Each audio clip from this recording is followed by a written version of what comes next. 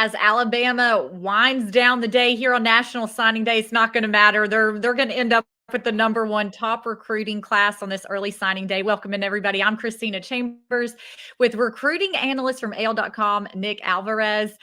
Nick, Alabama getting it done. They signed a big recruit yesterday, two more coming in today, big five-star recruits. Just your overall thoughts of National Signing Day for the Alabama Crimson Tide, sponsored by Inline Lighting.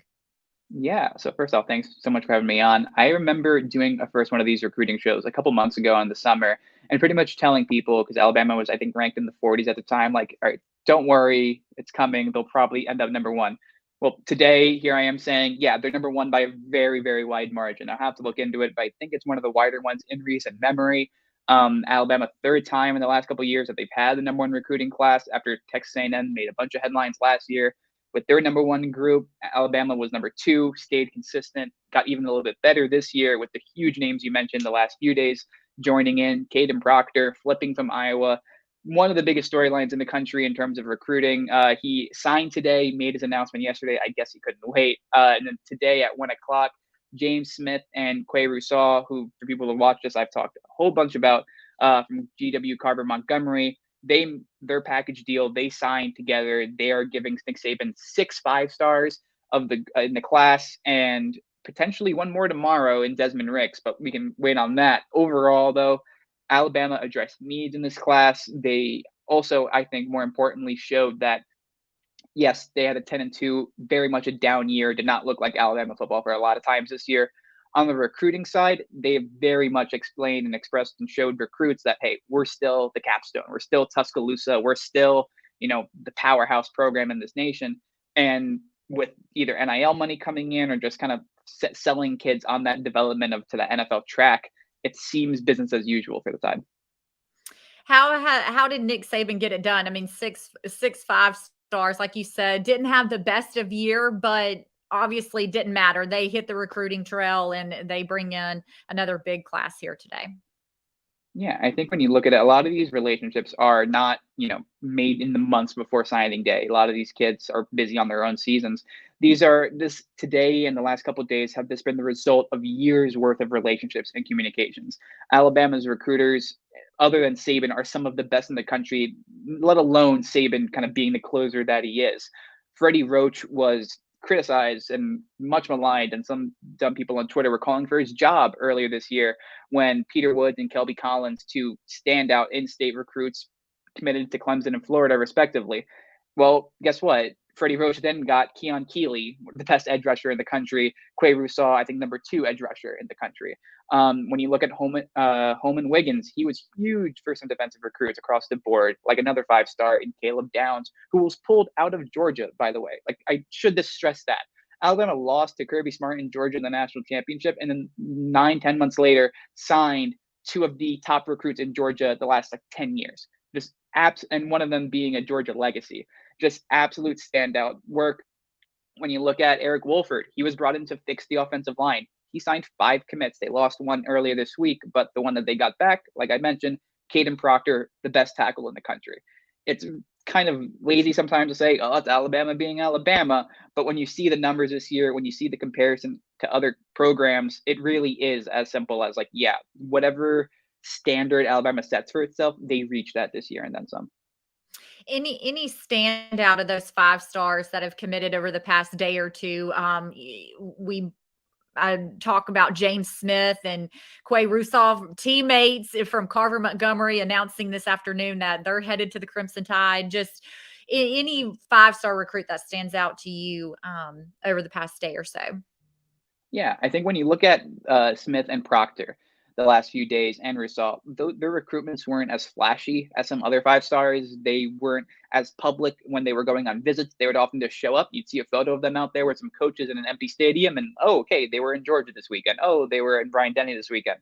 And I think in kind of the way you approach that from a recruiting standpoint is Alabama doesn't just say we're the best, come play here. No, it's a recruiting, it's effort. They had to tailor their approach to what the kid wants and what the kid needs. James Smith, I know, isn't the most outgoing personality, even though he's an absolute wrecking ball on the defensive line. The fact that Alabama was able to express to him, like, hey, all right, cool. These are your NFL future goals. Here's, the track record we have of achieving it, but here's also what we're doing to build up. From Caden Proctor's standpoint, he spurned his home state, Iowa, that's produced multiple NFL first round picks for another program that's still producing NFL first round picks on a year by year basis from the offensive line.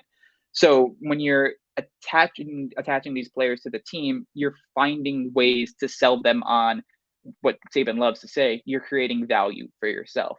And in doing so, I think Alabama doesn't fall into the trap that some other schools do of like, oh, we're better than them, or you're not going to get playing time here. No, Alabama's always kind of front facing in how it's putting itself out there. And I think kids are connecting to that, or connecting to the variety of coaches that are across the country doing good work. Saban being able to keep, those in-state key players, despite the outcome of the season, just, how do you think they were able to do that? We say that you mentioned they went 10-2, obviously not the season that Alabama fans and players and coaches are used to, but how do you think he was able to bring in, those top recruits, and several being in-state? Yeah, I think for a lot of players growing up, they are now they've grown up in Alabama excellence. Like they're just used to it. That's all they know. So when they see a down year, 10-2, you're still ending up in the Sugar Bowl. It's not like as much sky is falling as maybe we would like to kind of say it is in some aspects. So it also doesn't hurt that on the other side of town, Auburn was really, really struggling with its recruiting throughout most of the year, especially in terms of in-state prospects. So I think those two combined left off Alabama with an opportunity to really, really seize a strong in-state class, because we mentioned some of the big names, but you look down the list, Yonze Pierre has been one of the biggest risers in the country from where he was a year ago as an edge defensive lineman. Hunter Osborne from Hewitt-Trussville, another one that he's developed into his own. Those guys were treated the same way the 5-stars were. They were viewed as, hey, you're our guy, you're why we think we can build something moving forward. And when they're getting those relationships, just combined with the fact that, hey, it's the hometown school. Oh my God, it's Nick Saban talking to me. And let's just be honest, some NIL is a factor. Caden Proctor mentioned that he's getting some NIL money from Alabama like he would have at Iowa. It's hard to turn down. Saban being able to, like we briefly mentioned, in-state recruits, the Crimson Tide signing 5 4-stars from Alabama. What do you think that means and how that's going to impact the team? I mean, 5 stars, now 5 4-stars. I mean, the talent's just rolling into Tuscaloosa. Yeah, it's hard to keep track of the numbers, right? But also the fact that their 1 3-star is regarded as one of the best kicking prospects in the country in Connor Talty, as Alabama looks to fill that hole on the roster next year. Funny story on that one. Nick Saban will call Chris Saylor, who's like one of the nation's premier kicking coaches, when he needs a kicker, and says, "Great, you got me Will Reichard. Who's next?" And apparently, who's next is Connor Talty. And then you even go in-state connections and further out.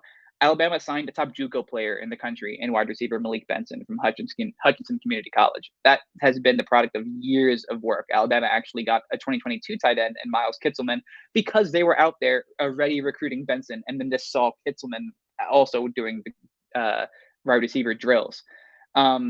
If you want to look at how the class kind of developed over time, I think Alabama reeled a little bit from the fact that they missed out on the 2 in-state defensive linemen, Woods and Collins, who I mentioned earlier in the summer. And I think they pivoted. When Keelan Keeley became available, it very, very, very quickly was a race between Notre Dame, which he had decommitted from, Ohio State, Florida, and the Tide. Alabama got him on campus. They spent a lot of time with him. Nick Saban had an in-home visit with him. And that connection was just too strong for other programs to overcome. And I think for a lot of these kids, when you look at like the sky is falling in Alabama, but then you see that Will Anderson and Bryce Young are coming back for the bowl game, it's like, okay, maybe, the culture there isn't tarnished, as some other people would say. It's something that you want to be a part of. Top recruits you want to talk about, you follow these daily, just anybody that really stand out to you today or over the past couple of days, out of everybody that Alabama has signed? Yeah, I mean, I could talk all day about Smith and Rousseau for just the dynamic this ability they have off the edge. They were some of the first players I saw when I moved down here to Alabama a couple years ago. But I'd be remiss if I didn't say that the best player I watched in high school football this year was Justice Haynes out of Beaufort, Georgia. His father was a Georgia alum, but Haynes stayed with Alabama. He was excited to work with the Alabama's other top running back recruit, four-star Richard Young from Florida.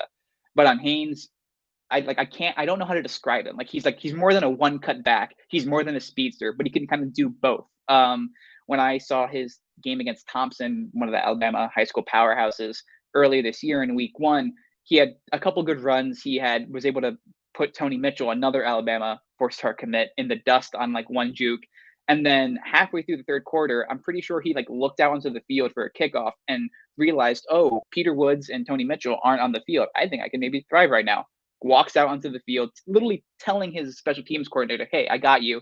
Puts his feet on the goal line and then returns it 95 yards for a touchdown. The kid is explosive every time he touches the ball. I think he averaged something like 13 yards a touch in high school, and it's because of the fact that he's part of a great stable of running backs. So his carries have also been somewhat managed over the last couple of years. I think that the kid could be a star from day one, like we saw earlier this season with Quinshon Judkins from Pike Road making a name for himself at Ole Miss. Moving on, future quarterbacks. Obviously, that's a position all eyes are going to be on. What have you seen from that position? Yeah, I think the 3 quarterbacks that I've covered that have committed to Alabama over the last 2 years, in 2022, 5-star Ty Simpson. This year, 4 stars Eli Holstein from Louisiana, and then Dylan Lonergan from Georgia. Both of them, I think, or all 3 of them, I kind of think do similar things. They have a strong arm, really big arm. They're not reckless with the ball. I have a quote from Eli Holstein's quarterback coach that says you can count on one hand the amount of times he's made the wrong decision on a football field, or at least regarding his junior season. Both of them can run a little bit, but not going to be the style that they're not going to be run first. Maybe like you'll see with the Jalen Milrow. I think both of those guys probably need a year to develop. Eli was hurt for a little bit of his senior year. He's now with the team practicing for the Sugar Bowl. He won't be allowed to dress in that game. And then Dylan Lonergan, I think, is fascinating as a prospect and just as an Alabama player, student athlete in general, because he's a 2-sport athlete. And he fully intends to continue his baseball career where he's a pitcher, and he is very, very good at both. He spurned some other schools, didn't even consider offer some schools like Georgia because they weren't going to let him play both. And he openly said, all right, I want to do that. Now, will that be done in Tuscaloosa? That is yet to be seen. But everything he said, everything his campus said is, hey, I'm going to do this, and I think I can and really, really thrive at it. So he'll be enrolling in the summer because he wants to have his final baseball season with his high school in Brookwood. Where does this class stand nationally and their potential? Obviously, we know they're at the top spot, but overall, where does this team stand and what's their potential? Yeah, I think one thing that's said about Alabama, used against Alabama on the recruiting trail is, oh, because of all the 5 stars they have, you're never going to see the field. So come here and get playing time. I think this year disproved that a little bit. Jaheim Otis made an impact on the defensive line. Kobe Prentice was the team's leading receiver for a couple weeks early on. Granted, those are because there were some holes in the roster, but they looked on freshmen to fill them. When you look at this team, there is work to be done on the offensive line. We talk about Caden Proctor making an impact. A couple years ago, they signed 2 top tackles in J.C. Latham, who's still on the team, and Tommy Brockermeyer, who recently announced his transfer to TCU. There's holes on the offensive line that need plugging. Saban joking the other day that they have no secret admirers who came in from the transfer portal to help at the Sugar Bowl practices.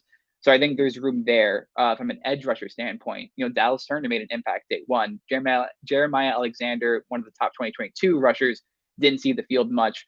But you can look at someone like Quay Rousseau and think, yeah, that kid could probably play on Saturdays, like tomorrow if he needed to. You look at someone like Yanze Pierre, maybe needs to grow a little bit into his frame, but everyone thinks when they see that kid play in practice that, okay, that's an NFL talent, get him on the field. Connor Talty, I mentioned, he's going to be filling in for Will Reichard next year. There are immediate places for this team to grow, and that's not even considering the cornerbacks, which they got one from Florence and Jaleel Hurley. They got Caleb Downs, who I've done a disservice to by not mentioning how good he is as a center field safety and a downhill tackler. And Alabama fans will talk all day about the lack of a number 1 receiver this year. Well, Malik Benson, Jalen Hale, and Others, they are those big body, just throw it up and let them catch it, which I think the Tide missed this year. They'll have a chance to impact, week one, because I think we saw like 3 or 4 Alabama freshman receivers get targets this season. Did Alabama meet all their needs in this class? I mean, you'd have to say yes, signing all the 5 It's like the stars and math. 4 stars that Yeah. they did. What did they not get? I guess should be a better question. Yeah. I mean, you would maybe assume that Alabama's not done in some spaces. They were in on Tamari Brown, who committed to Miami right before he went on the air. Desmond Ricks, who reclassified from 2024, he's announcing tomorrow. Alabama is in the mix there. They're in the mix for a couple other defensive linemen. I think when there's maybe work to be done, you could always use linebackers. You could always maybe see where that route goes in the transfer portal. They have 1 tight end in the class in Ty Lockwood. They have 3 wide receivers. You can maybe see some more added there. I feel like the transfer portal always has kind of like a big body tight end kind of sitting there. I think it's maybe some of the margin stuff, and you're kind of hoping that the development is going to carry some of the other guys on the roster. Looks like Alabama's gonna end with one of the top recruiting classes in the state. So obviously, or in the nation, it looks like they're obviously gonna end the year on a good note. Any departing thoughts your way on this year's signing class for 2023? I would just say, I don't know. I don't know when the Nick Saban dynasty is going to end, but like, let's not judge it on teenagers, and let's wait so that next year we're not doing it again. Like, oh my God, they pulled off number one again. It's like, they're good. They're really good at what they do. Let's analyze on kind of why that happens and how, that more so than, oh, look, they missed on these 2 kids early on, just because, hey, it's late and you never know what can happen when signing day comes around, especially in an NIL era. Yep, 100%. Well, thank you, Nick, and thank you everybody for watching Alabama Signing Day coverage brought to you by Inline Lighting. We will see you next time. Thanks so much.